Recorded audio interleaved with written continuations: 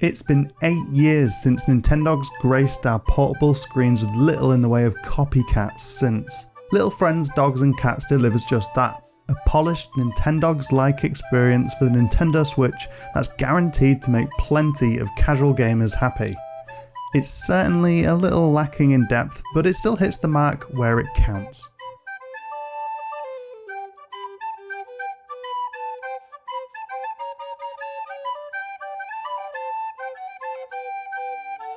Little Friends Dogs and Cats wears its influence pretty blatantly on its sleeve. There's no denying this game is attempting to do what Nintendo won't: create a new Nintendogs title.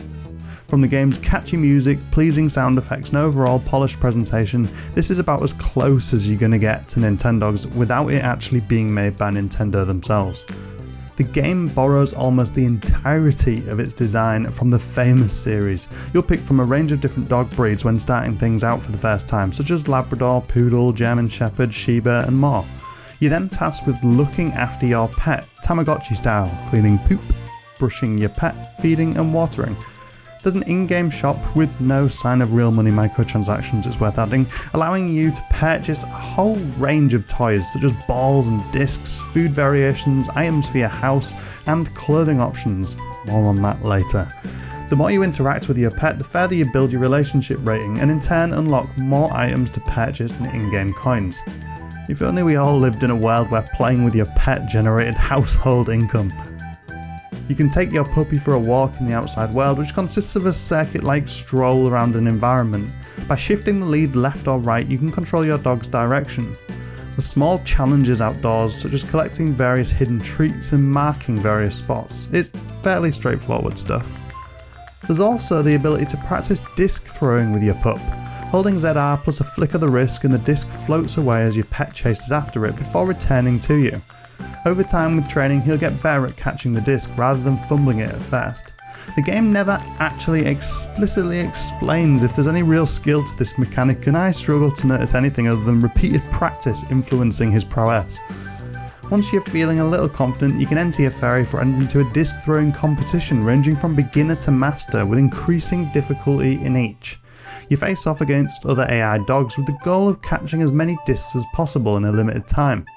Your reward is some coins and tickets, which you can then use to purchase some of the game's fancier items. If all of the above sounds good to you, then great, you'll have an awesome time with Little Friends. Disappointingly, that's roughly all there is to the game as a whole. It's a noticeably barren affair, something which in my opinion Nintendogs was also guilty of too. This is a charming digital pet sim, clearly designed at dipping in and out of for short bursts on a regular basis. Building up your relationship with your pets and unlocking more bits and bobs is really the name of the game here. You can increase your friendship level by a maximum of 10 levels per day, and there's no manually tricking the system clock here either. Believe me, I tested it. At level 15, so within 2 actual real-time days at least, you're able to visit the Friendship Plaza, a place where you can adopt further animals, including cats. You're able to look after 3 pets at any given time and keep a maximum of 12 in total. It's pretty obvious, like Nintendogs plus cats, the cats are somewhat of an afterthought here. They'll chase after toys and you can play a basic wand waving game with them, but that's about it. There's a small handful of breeds available and plenty of adorable clothing for them to wear, but the vast majority of the game's minigames are strictly dog only. There could have been a lot more to do with them here, which is kind of something which applies to much of the game. That said, the game's insanely cute clothing customization is a huge reason why you're likely to keep playing. Ever wanted to dress up your pet in a vast array of clothing items from hats to hoodies, antlers, rubber rings, dresses, sunglasses and more? It's so damn charming, and there's 800 items to unlock and purchase throughout the game. Folks which like playing dress up are gonna love this. The clothing items do tend to clip through the pets themselves or game world and objects, which is a real shame.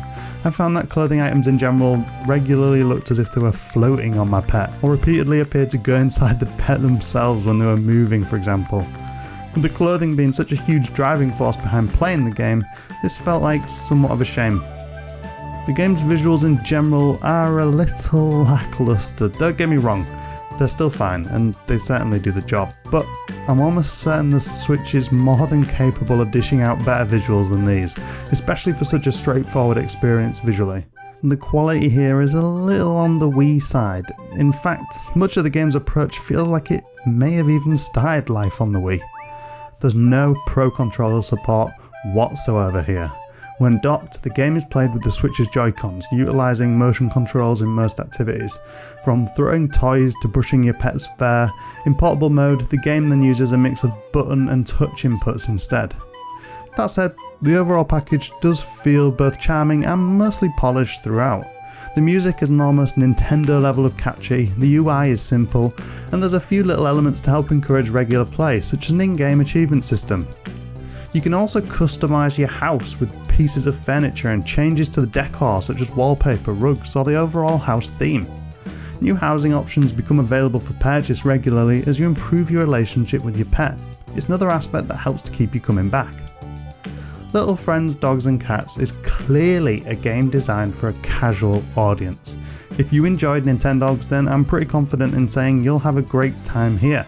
It nails the overall addictively simple pet simulation gameplay loop that the Nintendogs franchise made so popular a decade ago.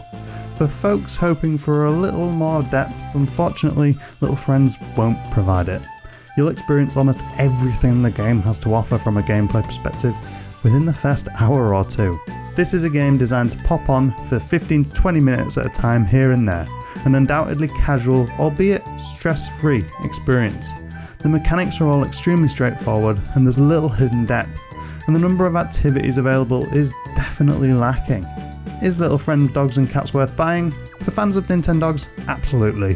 The game is a charming, pleasant experience filled to the brim with cuteness. For more avid gamers though, the lack of depth and minigame variety could be an absolute deal breaker.